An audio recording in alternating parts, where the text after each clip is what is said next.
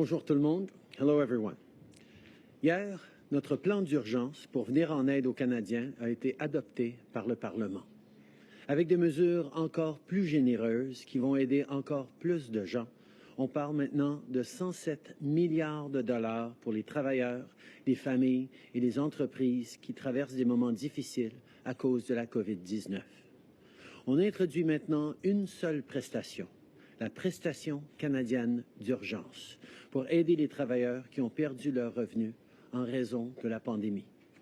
Que vous soyez admissible à l'assurance-emploi ou non, cette prestation est là pour vous aider. Les gens recevront 2 000 $ du gouvernement fédéral à tous les mois pour les 4 prochains mois.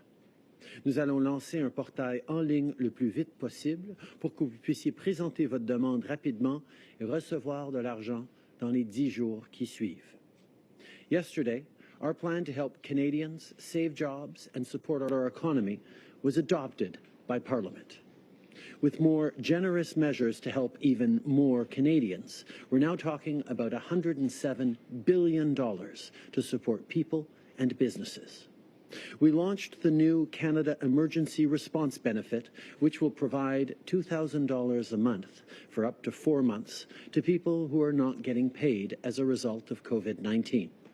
This will replace the 2 benefits we announced last week to make it even simpler for you to get help.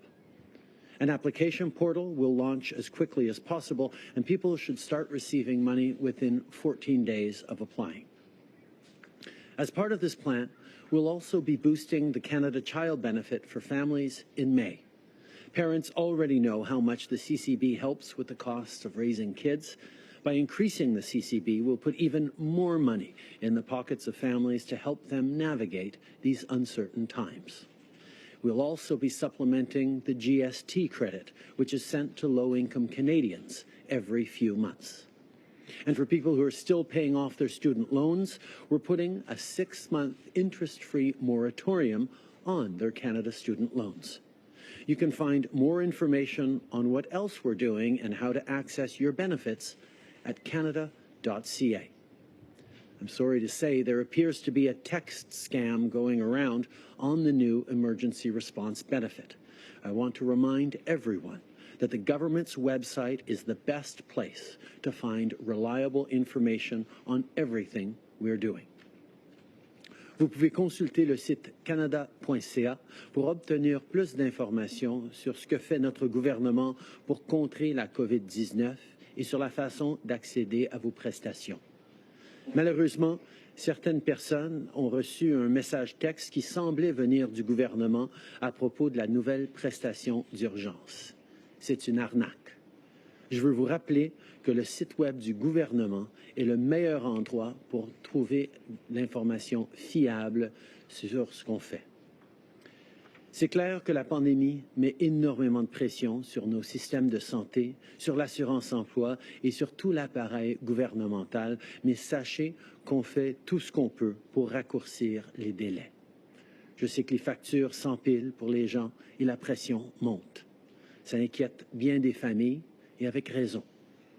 Mais on travaille le plus rapidement possible pour mettre l'argent dans vos poches. On sait aussi que les gens à l'étranger ont encore de la misère à trouver des vols pour rentrer chez eux et on continue de travailler avec les compagnies aériennes pour les ramener au pays. Hier, Air Transat a annoncé 2 autres vols partant du Salvador et de Guatemala à destination de Montréal. En même temps, notre gouvernement est en constante communication avec nos partenaires internationaux qui font eux aussi face à cette crise. On regarde ce qui a fonctionné ou pas pour eux et on essaie de voir si on ne pourrait pas s'inspirer de leur succès.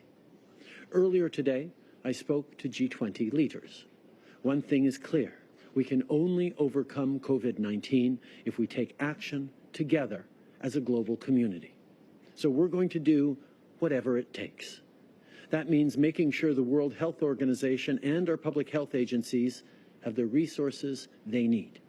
It means working together to develop a vaccine, identify treatments, and increase testing.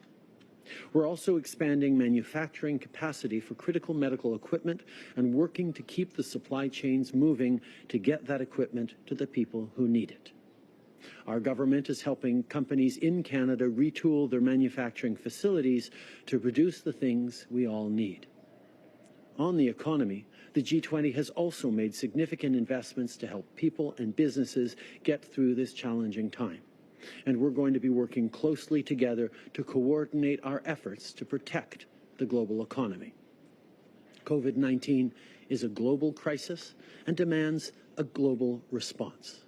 Now, more than ever, we must work with our allies to protect people and the economy. And on that note, I announced this morning that I'm appointing Kirsten Hillman as our new ambassador to the United States. Ambassador Hillman is a gifted and brilliant diplomat. She was instrumental in securing a good deal for Canada and for Canadians during NAFTA negotiations. Most recently, Ambassador Hillman played a key role as we worked with our southern neighbours to temporarily close the border while keeping trade flowing. As we fight COVID-19, we must protect the supply chains on which we depend for things like fresh vegetables, medicine, and supplies for our healthcare systems. Our ports, railways, and trucks are vital to bringing in the things we need, and I want to thank all the workers who are keeping our country moving. Every day, our government looks at what we need to do better to help you and keep you safe from this evolving crisis. So in response to the fact that too many travellers are still not self-isolating upon returning to Canada, we're taking greater action. I've been very clear on this. The premiers, Dr. Tam, and public health officials have all been very clear on this. If you've just returned from abroad, you have to go home and stay home for 14 days. But some people have not been taking this seriously. They're stopping by the grocery store on their way home from the airport. They're getting together with friends after being away for March break. This kind of conduct is not just disappointing, it's dangerous. So now, a 14-day quarantine will be mandatory for all Canadians returning home from abroad. We are implementing the Quarantine Act to keep all Canadians safe. If you do not comply with these instructions, you could face serious fines and even prison time. C'est absolument essentiel que tous les voyageurs se placent en quarantaine pour 14 jours lorsqu'ils rentrent au pays. Ça fait des semaines. Maintenant, passer aux questions des journalistes par téléphone. Modérateur, c'est à vous. Thank you. Merci. La première question nous vient de Michel Lamarche, TVA Nouvelles. À vous la parole. Bonjour, M. Trudeau. J'aimerais vous entendre sur ces 16 tonnes d'équipements qui ont été... que vous m'entendez. Donc, je veux vous entendre sur ces 16 tonnes d'équipements qui ont été envoyés en Chine en février. Pouvez-vous aujourd'hui expliquer cette décision aux Canadiens alors qu'il semble que dans bien des provinces, on en manque d'équipements? C'est une pandémie globale et ça exige des réponses globales. Le Canada comprend que d'aider les autres, c'est une façon de s'aider aussi. Mais je peux rassurer les Canadiens que d'abord, on a toujours pu combler les besoins que les provinces nous ont demandé par rapport à l'équipement. Et dans les jours à venir, on va recevoir des millions d'items de plus pour des fournitures et d'équipements médicaux pour pouvoir combler tous les besoins. On voit aussi que les compagnies canadiennes sont en train de fabriquer de l'équipement et des solutions. Nous allons avoir l'équipement nécessaire pour garder les Canadiens en sécurité, tout en faisant notre part à l'international aussi, parce que c'est une crise globale. We recognized from the very beginning that this is a global crisis that requires global cooperation and response if we are to keep all of us safe and if we are to keep Canadians safe. At the same time, I can assure everyone that the federal stockpiles have been sufficient to meet the needs of the provinces until this point, and in the coming days we will be receiving millions more items that are necessary right across the country, at the same time as our businesses, companies, and manufacturers are tooling up production to make sure that we have enough, not just for Canadians, but for friends and allies around the world who need it.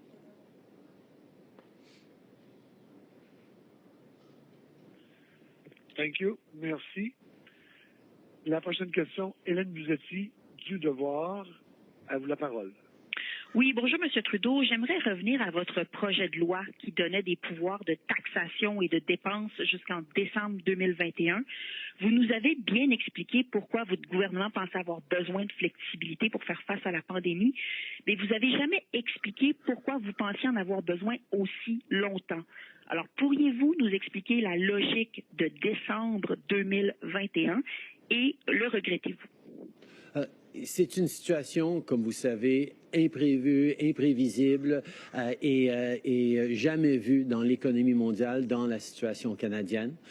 Nous avons reconnu que nous avions besoin de mesures hors de l'ordinaire pour répondre à cette crise. On a voulu donner de la flexibilité au gouvernement pour pouvoir répondre à cette crise qui, on ne sait pas combien de temps ça pourrait durer, mais on a très bien compris et on a travaillé avec les partis d'opposition pour résoudre cette préoccupation et on va continuer de s'assurer que les mesures nécessaires aboutissent pour les Canadiens. Merci. Prochaine question. Merci. Thank you. The next question is from David Ingram from Reuters, Ottawa. Please go ahead.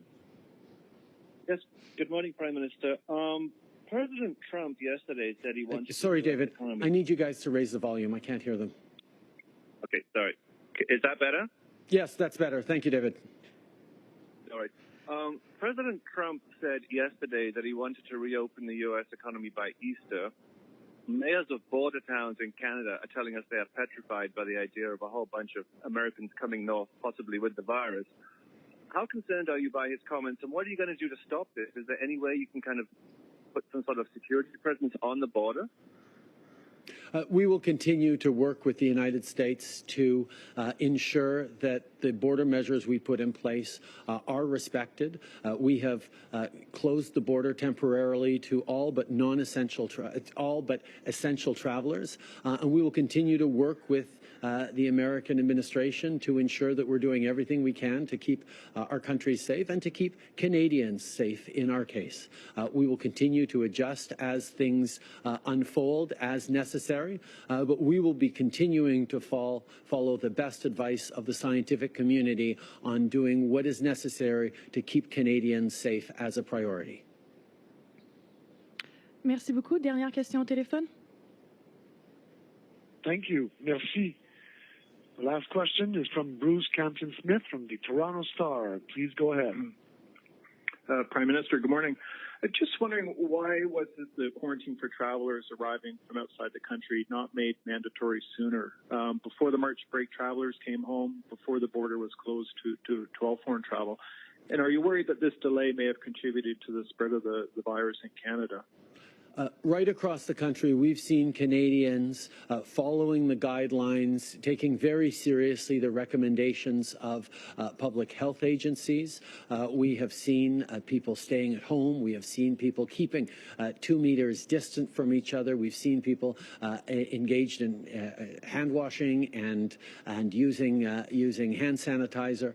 We know that the vast majority of Canadians have been following the guidelines set out for their own protection and for the protection of all of us.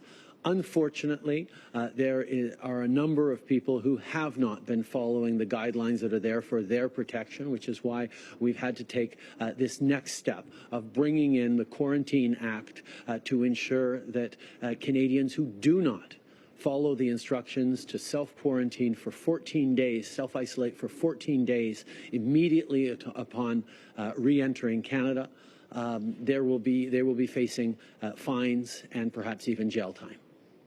Merci beaucoup. On va maintenant passer aux journalistes ici. Hi, Ashley Burke, CBC News.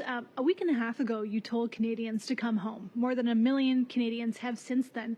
Can you tell me about the decision-making and the rationale behind waiting until now to make it mandatory to undergo a 14-day self-quarantine rather than a week and a half ago? There was a requirement from the very beginning, instructions given to Canadians returning that they needed to self-isolate for 14 days. And many, many, many of them did. Canadians have been following the instructions and the rules and the guidelines set out by public health, because they know it's about protecting their own safety, protecting that of their loved ones, and protecting the integrity and the health of people who work in our healthcare system. Unfortunately, there have been too many people who have not, and that's why we have to take this further step of making quarantine mandatory and bringing in enforcement measures as well. And one of the challenges is enforcement with self-mandatory quarantine. Are you asking people to report if they see someone breaking the rules or the law? Public health will be following up in many cases to ensure that people are following these rules, and enforcement will happen as enforcement does, as in various ways by our police and enforcement officers. En français, s'il vous plaît. Nous reconnaissons que beaucoup de gens vont suivre ces instructions. Nous allons faire des suivis. Santé Canada va faire des suivis avec beaucoup de gens pour vérifier qu'ils sont effectivement en isolement.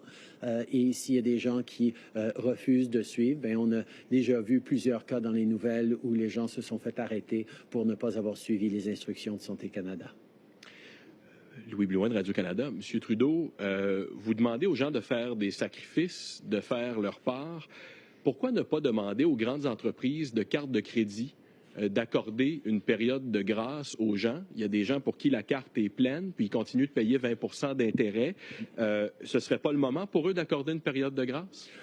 Tout à fait. C'est une conversation qu'on est en train d'avoir avec les grandes banques au Canada. Je peux souligner que le ministre Morneau a un dialogue régulier avec les banques. On est en train de regarder, de les encourager, de prendre des mesures comme ça, en même temps qu'on regarde pour mettre en place des mesures pour avoir de l'accès au crédit pour les Canadiens qui coûteraient énormément moins cher que ce que les cartes de crédit exigent. Okay. I can assure you that the finance minister has had conversations directly with the banks about credit card interest rates. We recognize that they are a significant challenge for many Canadians at this point. That is why we are encouraging them to take action to alleviate the burden for Canadians. At the same time as we are looking on our end at making credit more available and less expensive for Canadians to be able to make it through the next few months. Good morning, Prime Minister. Janet Silver, Global News.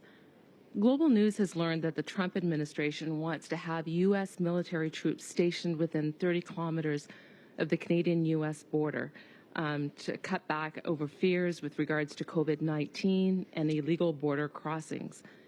I want to know if you think this is necessary, and if you or any of your colleagues in your government had any discussions with the Trump administration about this?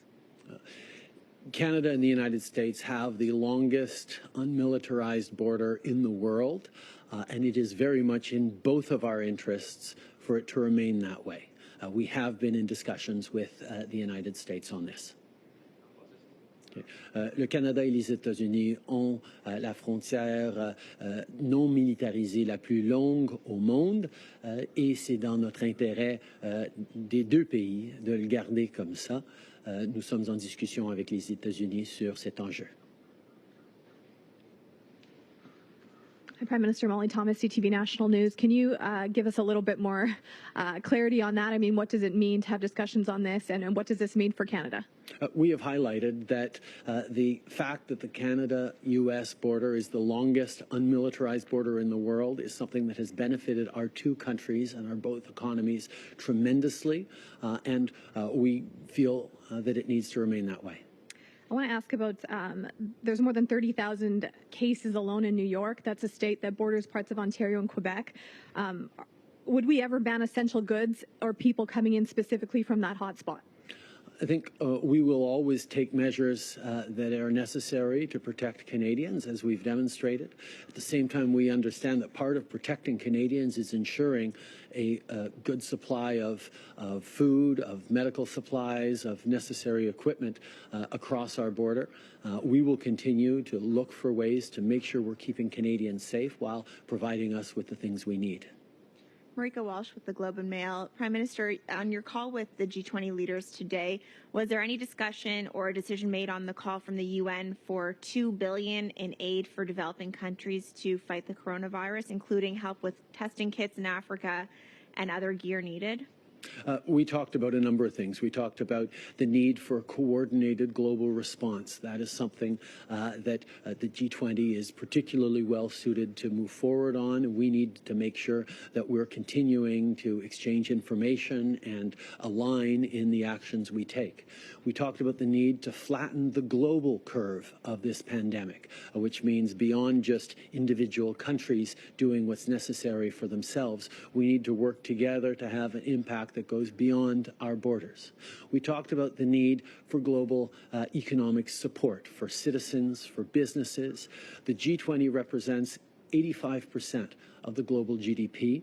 We know that we have the capacity to stave off and to positively impact the economy at this time of significant stress. And so we pledged to work together.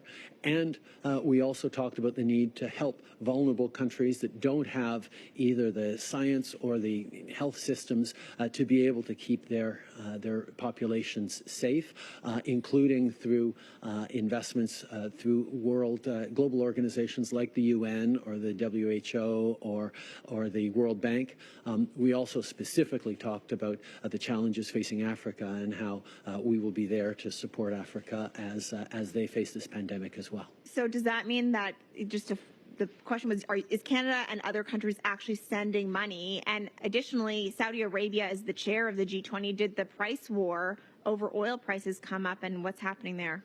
As I spoke about yesterday, we will be participating in international efforts to fight this virus. We know that support for vulnerable countries who are struggling with the ability to combat this virus is not just about being altruistic, it's about protecting Canadians as well.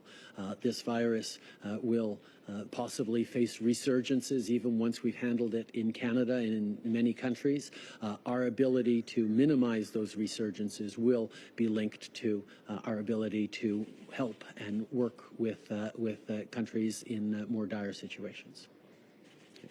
Nous reconnaissons que de participer à de l'aide internationale pour lutter contre la COVID-19, c'est pas juste une question d'altruisme, c'est une question qui est bonne pour les Canadiens. Nous savons que d'empêcher une résurgence dans plusieurs mois de ce virus, une fois qu'on l'ait contrôlé au Canada, pourrait être empêché par de l'action concrète dans des pays vulnérables présentement. C'est pour ça qu'on va participer avec les Nations Unies pour aider les pays en détresse. Je vous remercie beaucoup. C'est ce qui mettra fin à la conférence de presse d'aujourd'hui. Merci tout le monde. Bonne journée.